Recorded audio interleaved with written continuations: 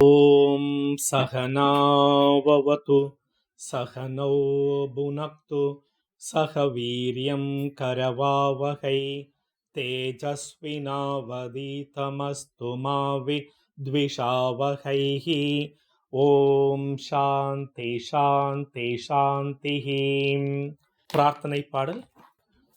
வாசுதேவேந்திர யோகீந்திரம் நத்வா ஞானப்ரதம் குரும் முமுக்ஷூணாம் ஹிதார்த்தாய தத்வபோதோபிதீயதே. ஆதிசங்கரர் இந்த பிரார்த்தனை பாடல் பாடி நூலை துவக்குகின்றார். பிரார்த்தனை பாடல் எதற்காக என்று கேட்கும் பொழுது, கிரந்த சமாப்தி, ஆசிரியர் பிரார்த்தனை பாடல் எழுதுவதற்கு காரணம் இரண்டு காரணங்கள். ஒன்று, கிரந்த சமாப்தி, எடுத்த இந்த நூல் முழுமையாக எழுதி முடிக்க வேண்டும் என்பதற்காக. இரண்டாவது காரணம், கிரந்த பிரயோஜனார்த்தம். கிரந்த பிரயோஜனார்த்தம், எழுதப்படுகின்ற இந்த நூல் சாதகர்களுக்கு பயன்பட வேண்டும் என்கின்ற நோக்கத்துக்காக ஆசிரியர் பிரார்த்தனை பாடல் எழுதுகின்றார். சரி, மாணவர்கள் நாம் ஏன் படிக்க வேண்டும் என்று கேட்டால், நமக்கு எடுத்த இந்த நூல் முழுவதுமாக படித்து முடிக்க வேண்டும், கிரந்த சமாப்தி. இரண்டாவது, தடை இல்லாமல் சொல்லப்படுகின்ற விஷயங்கள் புரிந்து கொள்ளப்பட வேண்டும், அது கிரந்த அவகதி. ஆக கிரந்த சமாப்தி, இரண்டாவது கிரந்த அவகதி, இந்த இரண்டு காரணங்களுக்காக மாணவர்கள் படிக்க வேண்டும். ஆக பிரார்த்தனை பாடல் குருவிற்கு இரண்டு காரணம், கிரந்த சமாப்தி, கிரந்த பிரயோஜனார்த்தம். மாணவர்களுக்கு இரண்டு பிரயோஜனம், ஒன்று கிரந்த சமாப்தி, இரண்டாவது கிரந்த அவகதி. ஆக குருவும் சீடனும் பிரார்த்தனை பாடல் பாடுவதற்கு காரணம் இதுதான். இந்த பிரார்த்தனை மேலும் ஒரு காரணத்திற்காக பாடப்படுகிறது, அதை நாம் ஏற்கனவே பார்த்திருக்கின்றோம். பிரயத்தனம், காலம், தெய்வானுகிரகம் என்று. பிரயத்தனம், நாம் சரியான பாதையில் நமது முயற்சியை போட வேண்டும். காலம், சரியான அளவு, ஒவ்வொரு விஷயத்திற்கும் எவ்வளவு காலம் கொடுத்தால் போதுமோ அவ்வளவு காலம் கொடுத்தால் போதும், இது காலம்.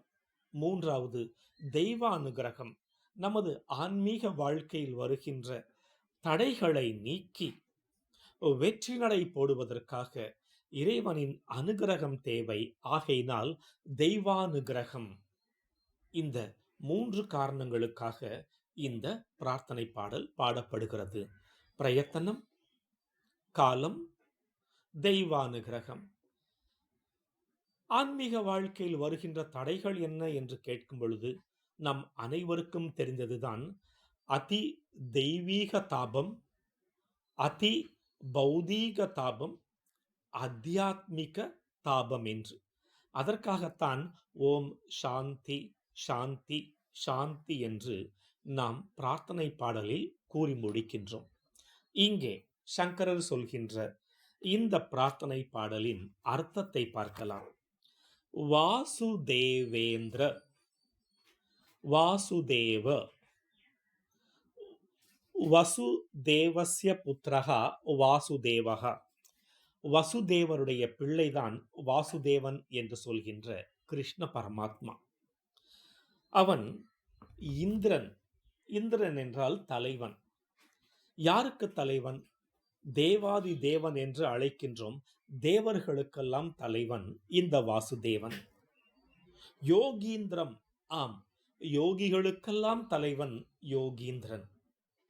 ஆக விஷ்ணு என்று சொல்லக்கூடிய கிருஷ்ணன், கோவிந்தன், தேவாதி தேவன், யோகிகளுக்கெல்லாம் தலைவன் என்பதை முதல் கால் பகுதியில் கூறிவிட்டு, ஞான பிரதம் குரும், ஞான பிரதம், பிரதம் என்றால் தருபவர், ஞான பிரதம் ஞானத்தை தருகின்ற குரும், குருவை நத்வா வணங்கிய பிறகு, இந்த நத்வா வணங்கிய பிறகு என்பதை நாம் 2 இடத்திலும் போட்டுக்கொள்ள வேண்டும்.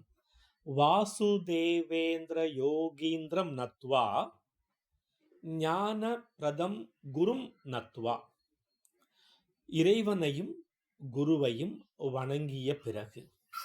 ஆம், ஏன் பிரார்த்தனை பாடல் என்றால், கிரந்த சமாப்தி, பிரயோஜனார்த்தம், கிரந்த அவகதி, பிரயத்தனம், காலம், தெய்வானுகிரகம், இவைகளுக்காக நாம் பிரார்த்திக்கின்றோம்.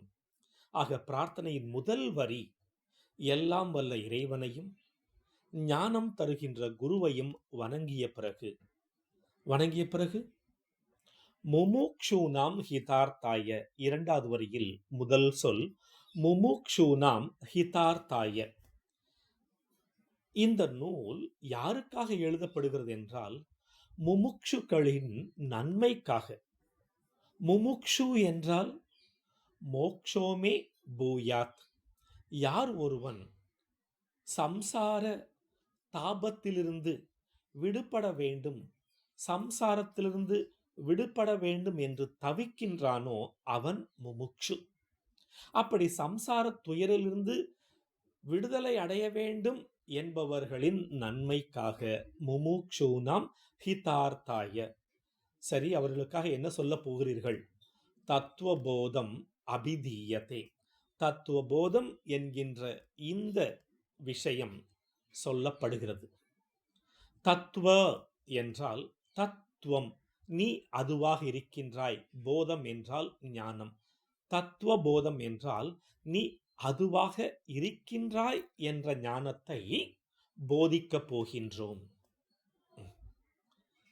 ஆக ஒரு முமுக்ஷு அனைத்து துன்பத்திலிருந்தும் விடுபட வேண்டும் என்றால் அவனுக்கு ஒரே ஒரு வழி, அது நீயாக இருக்கிறாய், அது நானாக இருக்கின்றேன் என்பதை அறிந்து கொள்ளும் பொழுது எல்லா துன்பங்களிலிருந்தும் அவன் விடுபடுகின்றான்.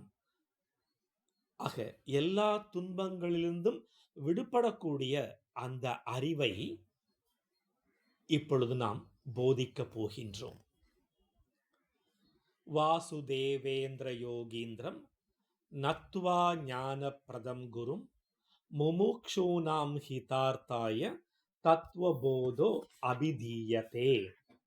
இறைவனையும் குருவையும் வணங்கிய பிறகு துன்பத்திலிருந்து விடுபட வேண்டும் என்று தவிக்கின்ற மாணவர்களுக்காக நீ அதுவாக இருக்கின்றாய் என்ற ஞானத்தை சொல்லப் போகின்றோம்.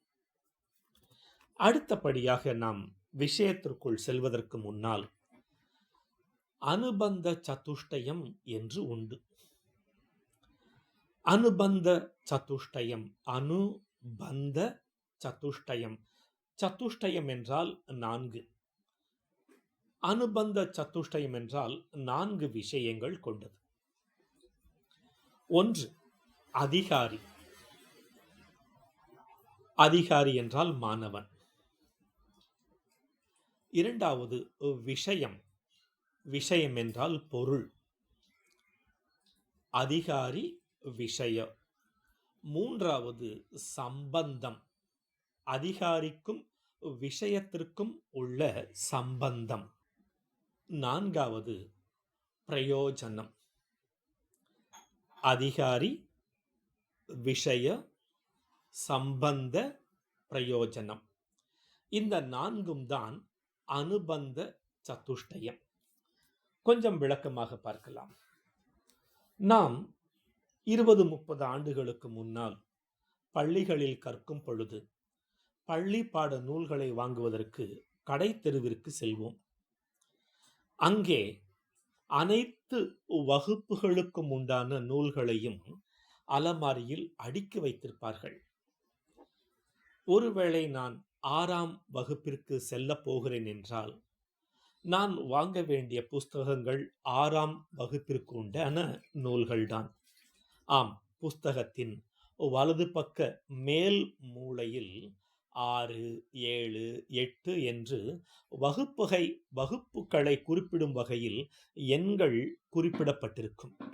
ஆக நான் அந்த எண்ணை வைத்துக்கொண்டு அது எனது நூல், எனக்கு ஏற்ற நூல் என்று தேர்ந்தெடுக்கின்றேன். அதிகாரி அதாவது மாணவன். அதிகாரி மாணவன் தனக்கு தேவையான நூலை தேர்ந்தெடுக்கின்றான். சரி, அது என்ன விஷயம் என்றால் தமிழ், ஆங்கிலம், கணக்கு, புவியியல், அறிவியல் என்று அந்த விஷயம் அந்த நூலின் மேலே எழுதப்பட்டிருக்கும். ஆக விஷயம் என்னவென்றால் அறிவியல், தமிழ், ஆங்கிலம் என்று அந்த விஷயம் அங்கே சொல்லப்பட்டிருக்கும். அதிகாரி 6ஆம் வகுப்பு மாணவன். விஷயம் அறிவியல். சம்பந்தம், ஆம், அந்த மாணவன் அந்த விஷயத்தை கற்கின்றான் இல்லையா, அந்த கற்பதுதான் சம்பந்தம். மாணவன் நூலை கற்பது சம்பந்தம். சரி, என்ன பிரயோஜனம்? ஓராண்டு காலம் படித்து முடித்து பரீட்சை எழுதி முடித்த பிறகு அவன் தேர்ச்சி அடைகின்றானே, அந்த தேர்ச்சி அடைவதுதான் அவனுக்கு கிடைக்கின்ற பிரயோஜனம். அதிகாரி, விஷயம், சம்பந்தம், பிரயோஜனம். இது ஒரு எடுத்துக்காட்டுக்காக, சுலபமாக புரிந்து கொள்வதற்காக இந்த எடுத்துக்காட்டு சொல்லப்பட்டது. இங்கே அதிகாரி யார், விஷயம் என்ன, சம்பந்தம் என்ன, பிரயோஜனம் என்ன என்று கேட்டால் ஆன்மீக தாகம் கொண்டவன்தான் அதிகாரி. ஆன்மீக தாகம் கொண்டவன் அதிகாரி. விஷயம் என்ன என்றால் வேதாந்தம் தான் விஷயம். வேதாந்தம் விஷயம். சம்பந்தம், அவன் அந்த நூலை சிரவண மனனம் செய்வது சம்பந்தம். சிரவண மனனம் செய்வது சம்பந்தம். பிரயோஜனம் மோக்ஷம், மோக்ஷம், மோக்ஷம். அதிகாரி, விஷய, சம்பந்த, பிரயோஜனம். இந்த நான்கைத்தான் வேதாந்தத்தில் நாம் அனுபந்த சதுஷ்டயம் என்று கூறுகின்றோம். இப்பொழுது அதிகாரி, நான் அதிகாரி என்றால் எடுத்தவுடன் இந்த நூலை கற்க முடியுமா என்றால் அந்த அதிகாரிக்கு தகுதி தேவைப்படுகிறது. நான் 5 வயதில் 6ஆம் வகுப்பு படிக்க முடியாது. 6ஆம் வகுப்பு படிப்பதற்கு சில தகுதிகள் தேவை. நான் 5ஆம் வகுப்பில் தேர்ச்சி பெற்றிருந்தால் மட்டும்தான் 6ஆம் வகுப்பில் நுழைய முடியும். அதுபோல இங்கே அதிகாரிக்கு என்ன தகுதி தேவை என்றால் அந்த தகுதியைத்தான் சாதன சதுஷ்டயம் என்று சங்கரர் குறிப்பிடுகின்றார். சாதன சதுஷ்டயம். சதுஷ்டயம் என்றால் 4, சாதனம் என்றால் 4 சாதனங்கள், கடைபிடிக்க வேண்டிய சாதனங்கள். சாதன சதுஷ்டயம். அவை என்னென்ன எனும் கேள்விக்கு அவரே பதில் சொல்கின்றார். சாதன சதுஷ்டய சம்பன்னாதிகாரிணாம் மோக்ஷ சாதன பூதம் தத்துவ விவேக பிரகாரம் வக்ஷ்யாமஹாம். வக்ஷ்யாமஹா கூறுகின்றோம். சங்கர பகவான் சொல்கின்றார், வக்ஷ்யாமி என்று சொல்லவில்லை, கூறுகின்றேன் என்று சொல்லவில்லை, வக்ஷ்யாமஹா என்று பன்மையில் கூறுகின்றார். நாங்கள் கூறப்போகின்றோம். என்ன கூறப்போகின்றோம்? சாதன சதுஷ்டய சம்பன்ன அதிகாரி. அதிகாரிக்கு தேவையான 4 விதமான சாதன சம்பத்துக்களை, அது எதற்காக? மோக்ஷ சாதன பூதம். மோக்ஷம் அடைவதற்கு சாதனமாக இருக்கின்ற அந்த 4 சாதனங்களை, விடுதலை அடைவதற்கு அல்லது மோட்சத்தை அடைவதற்கு சாதனமாக இருக்கின்ற 4 வித சாதனைகளை எப்படி கூறப் போகின்றோம்? தத்துவ விவேக பிரகாரம். தத்துவ விவேக பிரகாரம் வக்ஷ்யாமஹ. விசாரணை செய்யக்கூடிய வகையில், முறைப்படி விசாரணை செய்யக்கூடிய வகையில் சொல்லப் போகின்றோம்.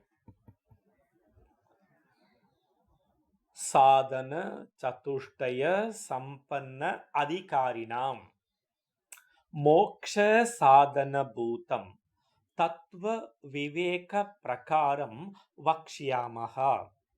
அனுபந்த சதுஷ்டயத்தில் வந்த அதிகாரியை இங்கே எடுத்துக்கொண்டு அதிகாரிக்கு தேவையான தகுதியை விளக்கப் போகிறார் ஆதிசங்கரர். இப்பொழுது அவரே கேள்வியும் கேட்கப் போகின்றார், அவரே பதிலையும் சொல்லப் போகின்றார். இதுதான் இந்த தத்துவ போதத்தின் சிறப்பு. அவரே கேள்வி கேட்பார், அவரே பதில் கூறுவார். கேள்வியும் நானே, பதிலும் நானே. தன்னையே பூர்வ பக்ஷியாக மாற்றிக்கொண்டு கேள்வி கேட்பார். அவரே ஆசிரியராக இருந்து கொண்டு பதிலும் கூறுவார். இப்பொழுது அறிமுகம் செய்துவிட்டார் சாதன சதுஷ்டய சம்பன்ன அதிகாரியை பற்றி. நமக்கு அடுத்த கேள்வி வரும், சாதன சதுஷ்டயம் கிம்? அந்த சாதன சதுஷ்டயம் என்றால் என்ன? சொல்கின்றார், நித்யா நித்ய வஸ்து விவேகஹ. நித்ய அனித்ய வஸ்து விவேகம், இது முதலாவது. இரண்டாவது, இஹா முத்ரார்த்த ஃபல போக விராகஹ. இகத்திலும் ஸ்வர்க்கத்திலும் சுகத்தை அனுபவிக்க வேண்டும் என்கின்ற இச்சையை விடுவது. இந்த உலகத்திலும் சொர்க்கலோகத்திலும் சுகத்தை அனுபவிக்க வேண்டும் என்கின்ற இச்சையை விடுவது வைராகியம். ஆக முதல் தகுதி விவேகம், இரண்டாவது தகுதி வைராகியம். மூன்றாவது ஷமாதி ஷட்க சம்பத்திஹி. ஷம ஆதி, ஷம தம உபரம திதிக்ஷா ஸ்ரத்தா சமாதானம் என்று சொல்லக்கூடிய 6 சம்பத்துக்கள்.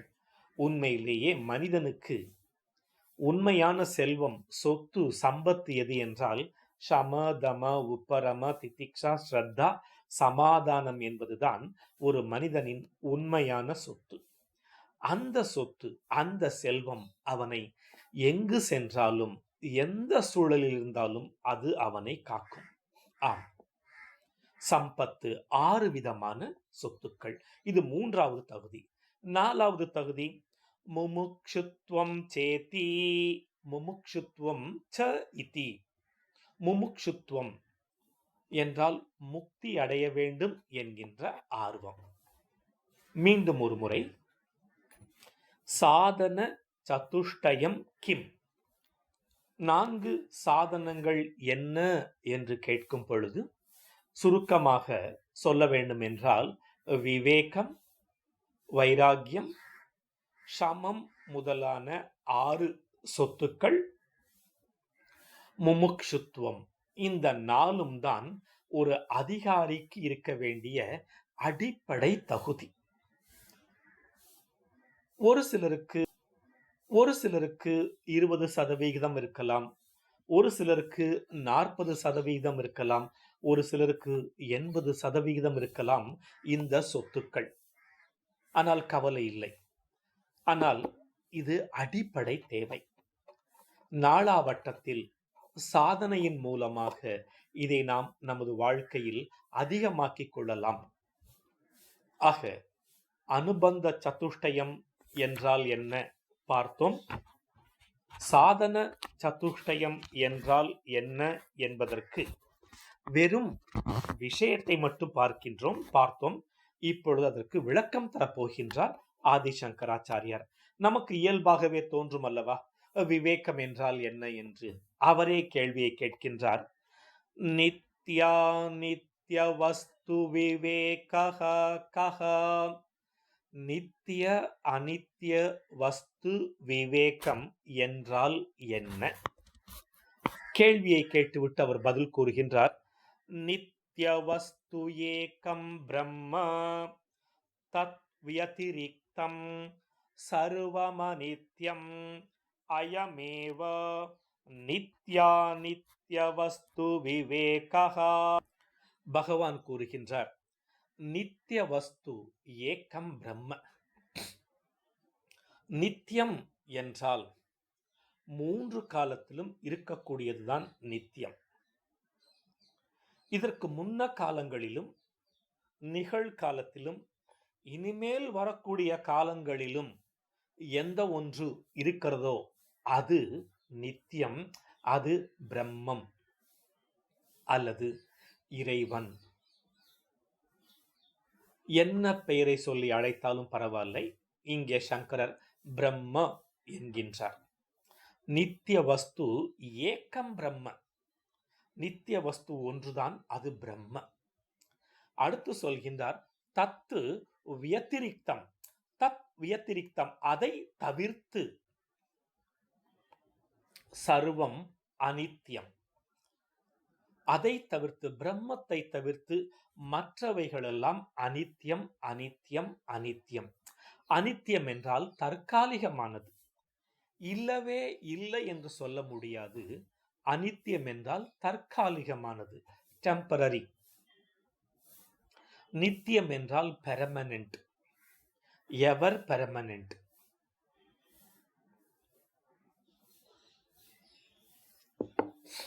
இந்த உலகில் நாம் காண்பது எல்லாமே, என்னையும் உங்களையும் உள்பட, நானும் நீங்களும் உட்பட அனைத்துமே அனித்தியம், தற்காலிகமானதுதான். ஒவ்வொன்றுக்கும் தோற்றம் உண்டு, ஒவ்வொன்றுக்கும் மறைவு உண்டு. இந்த உலகத்தில் எவைகளெல்லாம் தோன்றியதோ, தோன்றியவை அனைத்தும் மறைந்தே ஆக வேண்டும். நமக்கெல்லாம் பிறப்பு தேதி உண்டு,